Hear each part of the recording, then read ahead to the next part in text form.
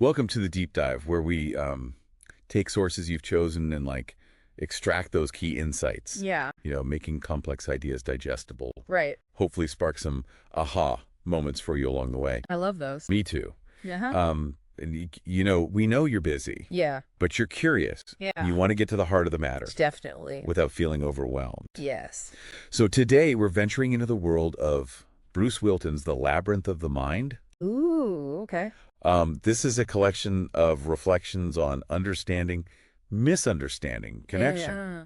love, happiness, and that ever-elusive search for meaning. That's a good one. It is, and it's not a straightforward read. Yeah. This is a blend of prose, dialogues, personal thoughts. That's a journey. It really is a journey. Yes. Our mission today is to navigate this fascinating labyrinth Okay. and offer you a fresh lens through which to view these universal human experiences. I'll get that. And I think a fresh lens is a great way to put it Yeah. because this is a unique way of looking at these concepts. Absolutely. What's really striking about this source is its structure. Yeah. It's not a linear argument like you might find in a traditional philosophy book. Right. It's more like a mosaic. Yeah. It's concentrated bursts of thought on what it means to be human Right. and how we relate to one another. Yeah. So as we kind of delve into these excerpts today, Yeah. it's less about seeking definitive answers, Right. more about exploring those insightful questions. I love that. Yeah. So let's jump right in Okay. for this opening section. Okay. It presents this really intriguing puzzle Yeah.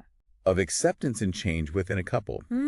Both individuals believe they accept their partner completely, right? Right. Yet underneath, there's this undercurrent of feeling misunderstood Yeah. and a subtle pressure to become different. It's like they're speaking different languages even though they're using the same words. Totally. Yeah. It's fascinating, right? And what's so key here, I think, is that gap between what we intend to communicate. And how it's actually received. Absolutely. I mean, they might genuinely believe they're being accepting, Right. but their actions and words are being filtered through their partner's unique experiences. Yeah, their sensitivities, their baggage, Yeah, exactly. all of that comes into play. And that brings us to this really powerful line in this section. Lay it on me. Okay, so it says, but it doesn't matter what you intended to say Yeah. or do it. It only matters what I think I heard you say, what you think you heard me say to you. Whoa. I know, right? That's deep. It's huge. And I think the takeaway there is that the golden rule of communication Okay. isn't about saying what you mean. Yeah. It's about understanding how it lands with the other person. So true.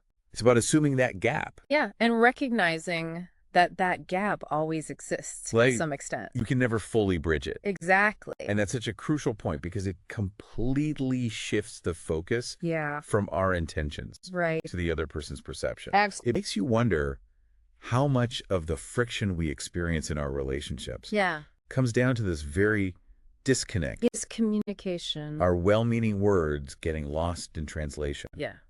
colored by the other person's history and expectations. Right. Because we all have those filters. Yes. We're all seeing the world through our own unique lens. Absolutely. And that's why communication is such a delicate dance. It is. It's not just about transmitting information. Right. It's about navigating those subjective realities It really is. and trying to find some common ground.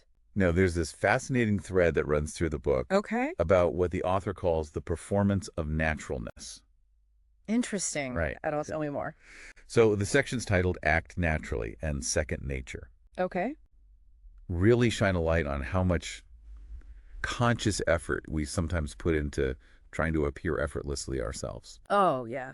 I've been there. Haven't we all? Especially in social situations. Especially in social situations like first dates, job interviews, meeting the in-laws. The pressure is on. Right. And it's almost paradoxical, isn't it? It is, yeah. The harder we try to be natural, the more contrived it can feel. It's like trying to force yourself to relax. Exactly. This doesn't work. So what's going on there? Well, I think it's interesting to consider the journey of learned social behaviors. Okay. We acquire these skills over time, right? Yeah. And navigate the social landscape. We Yeah. learn how to make small talk, how to read body language, how to present ourselves in a way that's acceptable to others. Right. And the hope is that eventually these behaviors become so ingrained Yeah. that they feel authentic. Like second nature. Exactly. But the problem is that the very self-awareness of trying to act naturally Yeah. can create this sense of awkwardness and inauthenticity. Absolutely. It's like trying to fall asleep. Yes. The more you focus on it, the harder it becomes. right, you gotta let go, Process. surrender to the process. So the core insight here is that authenticity isn't the absence of learned behaviors, I like that.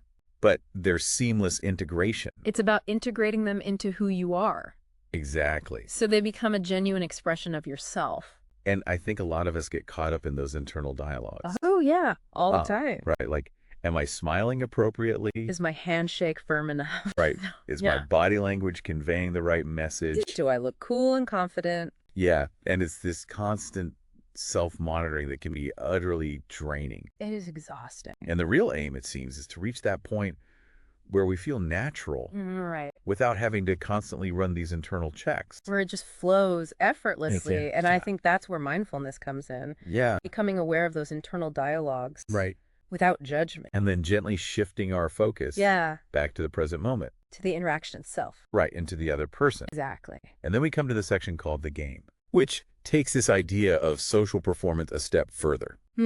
Interesting. Right. So it suggests that social interactions, especially initial encounters, often involve a degree of playing by these unspoken rules. We all know the rules. We do, right? Even if we don't consciously acknowledge them. Right. It's like this unwritten social contract. Exactly. And there's this inherent tension between feeling like these conventions are artificial Yes.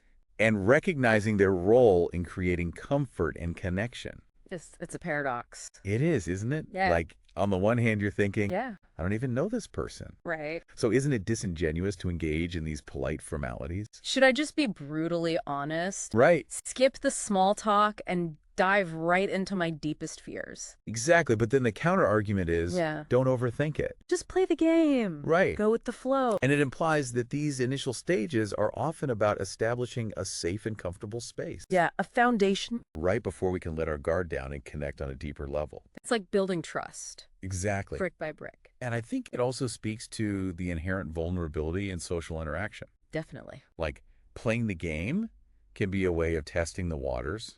Yeah. Offering a low-stakes way to connect. Right. Before revealing more of our authentic selves. It's like dipping your toe in the pool. Exactly. Before you jump in. And I love this idea that perhaps the willingness to engage in these social conventions is itself a sign of consideration.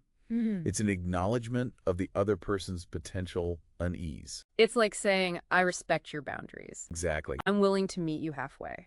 I love that. It's a subtle but powerful message. It is. And it can go a long way in building rapport. Now, the sections on connections and no assumptions. Ooh, those are good ones. Really resonated with me. Yeah, they're powerful. And I think the core idea here is that true connection begins not with what we think we know about someone, but with a genuine acknowledgement of what we don't know. It's about approaching the other person with a sense of curiosity. Yes. And openness. And humility. Yeah. And this line, I understand your experience only when you tell me what I do not know. That's so good. I know, right? It's like a light bulb moment. It's like a Zen koan. It is. Girlfriend. And it recognizes the inherent limitations of our own perspective. Absolutely. We can never fully know another person's experience. No matter how close we are to them, right, there will always be parts of them that remain hidden. And so it's about genuinely opening ourselves up to learning something new. Yes. About the other person's inner world. About their thoughts, their feelings, their dreams, their fears. Exactly. All of it. And then there's this seemingly paradoxical statement. Okay. Together, we understand. Because we did not assume. Wow. I know, right? It's like, how can that be? It's counterintuitive. It is, but I think it suggests that true understanding isn't about two people having identical viewpoints. It's about this collaborative process of discovery. Yeah. Rooted in humility and a willingness to set aside our assumptions. It's about letting go of our need to be right. Yes. And allowing the other person's truth to emerge. And that's a beautiful thing. It is. When it happens. It's like magic. Now let's move on to feelings of empathy. Okay.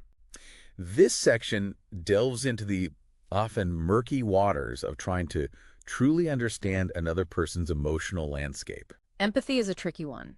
It is, isn't it? Yeah. And the dialogue format with the question, how can you understand what it is like to be a woman?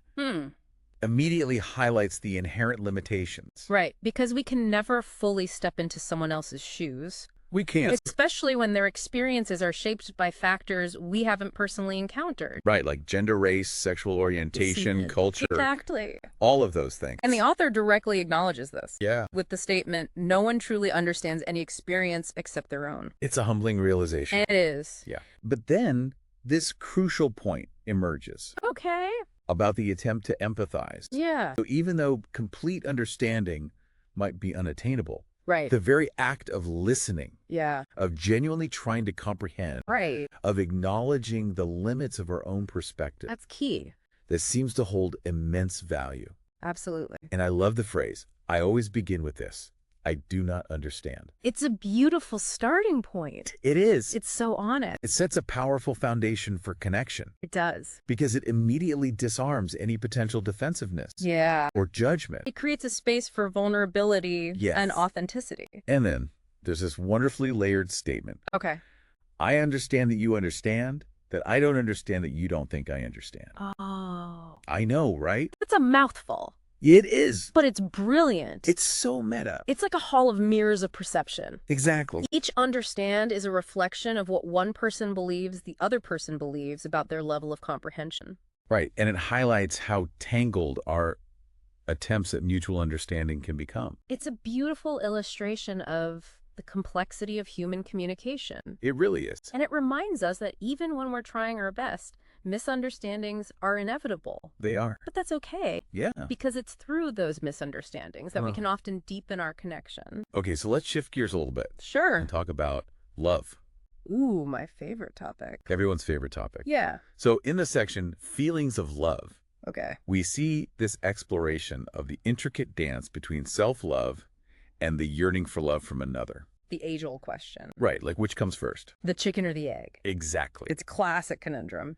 And the opening lines, I love you loving me, you love me loving you, Yeah. immediately establish that beautifully reciprocal nature of romantic love. It's that mutual admiration. Yeah. That feeling of being seen and appreciated. For who you truly are. Exactly. But then the author delves into this idea of self-sufficiency.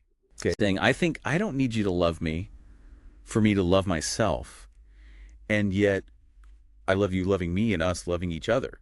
It's that tension between wanting to be complete on your own Yeah. and recognizing that love can enhance your life in such a profound way. Right. And it's that push and pull I think a lot of us experience. Definitely. Like we're told that self-love is the prerequisite for healthy relationships. Right, you can't give what you don't have. Exactly. You got to love yourself first. But then there's also this deeply ingrained human desire Yeah. to be loved and cherished by another. To feel that special connection, Might that I- sense of belonging. And the thought experiment the author proposes, Tell me. wouldn't you love me if I didn't love me? Yeah. But we would be unhappy without our love, wouldn't we? That's a tough one. I know, right? It really makes you question the notion of completely independent happiness. It does. Like, can we truly be happy if we don't feel loved and connected to others? And I think it speaks to the fundamental interconnectedness of human experience. Yes, we are social creatures. We are. We thrive on connection. We do. We need each other. And while a strong sense of self-worth is undoubtedly important, Absolutely. the love we share with others can introduce a unique and profound dimension. It can expand our capacity for joy, Yeah. for compassion, For understanding. for growth. For everything. Exactly. And then we have this section called therapy, Okay. which offers a really thought-provoking perspective. I'm intrigued. Okay, so the therapist states, Yeah. my job is not to make you happy. That's interesting. Right. And it seems to fly in the face of what many people might expect. Yeah, like, isn't therapy all about feeling better? Right, like finding happiness. Exactly. But I think this statement challenges that prevalent misconception Okay. that therapy is solely about achieving a constant state of bliss. Right. Because life isn't always blissful. No, it's not. There are ups and downs. It's not work. There are challenges and setbacks. And so the therapist's emphasis on mindfulness, Yeah. on observation of one's inner landscape, Right. and cultivating presence Yeah. suggests a different, perhaps more sustainable objective Okay. to empower individuals to engage with their full spectrum of emotions. Right. Both pleasant and unpleasant, All it. in a more skillful and constructive manner. It's about learning to ride the waves Yes. without getting swept away. And the anecdote about the woman who said, Yeah. I am here because I am too happy. That's fascinating. I know, right? You don't hear that every day. You don't. And it hints that even seemingly positive emotions, Yeah. when excessive or out of context, Right. can sometimes signal an underlying imbalance. It's like anything else. Yeah. Too much of a good thing can be bad. Exactly. It's all about balance. And then contrasting that with Lucia, Yeah. who struggles to even recall a time of happiness. That's heartbreaking. It is. Yeah. Really highlights the vast spectrum of human emotional experience. It does. And I think it underscores that happiness isn't a static endpoint. Yes. Right. It's a dynamic Yeah. and ever-evolving process. It's a journey. It More is. than a destination. And the author's own reflection on experiencing a core sense of happiness, Yeah. even amidst transient sadness. Right. Such a key insight. It is. It suggests that happiness can be an underlying resilience, Yeah. a capacity to find contentment, Yeah. even when not all external circumstances are ideal. It's about finding that inner peace. Yeah. That sense of acceptance. And I think that's so important It is. because it means that happiness is not contingent on everything going perfectly. Right. It's not about having a perfect life. No. It's about finding that inner strength Yeah. to navigate the challenges. And to appreciate the good moments. Exactly. Even when things are tough. Now, the section titled Thinking About Feeling Okay. really hits on this modern tendency Yeah. to intellectualize our emotions. We're all guilty of that. We are, aren't we? Yeah. It's like we get caught in this endless loop Yeah. of analyzing about feeling Right. rather than just allowing ourselves to experience them. We overthink it We do. instead of just feeling it. And the yearning to be spontaneous and filled with genuine awe Yeah. stands in such stark contrast to the reality of constantly dissecting our internal states It's like we're afraid to just let go. and be present Yeah. with our emotions. Want to control them. We do Manage them. analyze them. Yeah. And the distinction made between remembering a feeling Yeah. and actually being in that emotional state Right. is so profound. It is. Like, we could have a cognitive recollection of joy or wonder, Yeah. but it's often a pale imitation of the visceral experience itself. It's like the difference between reading about a sunset Yeah. and actually seeing it. Exactly. The real thing is always more powerful. And I think this speaks to the limitations of language Yes. to fully capture the richness and immediacy of emotional experience. Words can only go so far. They can. They can point us in the right direction, but they can't fully encapsulate the feeling itself. Now, the interplay between the sections Understand Me and Understanding and Misunderstanding Okay. delves even deeper into the complexities of human communication. It's a fascinating dance It is. that we do with each other. The author's internal conflict, Yeah. wanting to be understood, Right. yet also resisting the idea of being fully knowable or defined by another. It's that tension between connection and autonomy. Yes. Wanting to be close to someone, Yeah. but also wanting to maintain your own sense of self. And the rapid fire exchange in the dialogue. Tell me. Okay, it goes, you don't understand. Right. I do. Then tell me what I mean. No, that's not it. Classic. I know. That's like a tennis match of misunderstanding. It is, and it beautifully encapsulates that often frustrating, Yeah. yet ultimately essential process Right. of attempting to bridge the gap between our internal experience Yeah. and external communication. It's not easy. It's not. But I think what's particularly illuminating is the author's almost paradoxical appreciation for misunderstanding.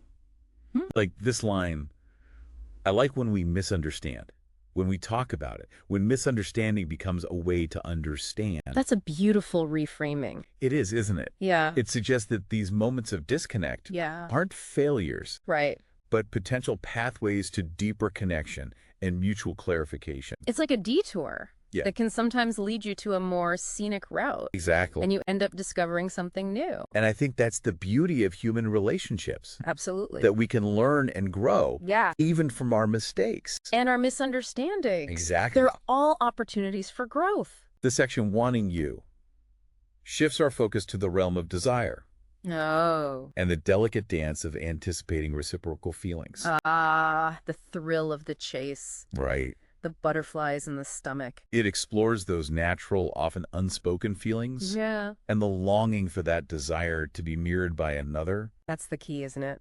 It is. Wanting to be wanted. Exactly. It's a primal human need. And this section beautifully captures that often subtle language of attraction. The unspoken cues. Right. The stolen glances. Like the phrase, everything in the way you look at me, the way your body leans closer, the way your breath slows, says it's natural. It's all about those nonverbal signals. Exactly. To convey so much meaning. But then there's that underlying vulnerability. Yeah. That quiet you wait at the end. Right. Which acknowledges the inherent risk involved. It's scary putting yourself out there. It is. Making yourself vulnerable. But not knowing if those feelings are reciprocated. It's a leap of faith.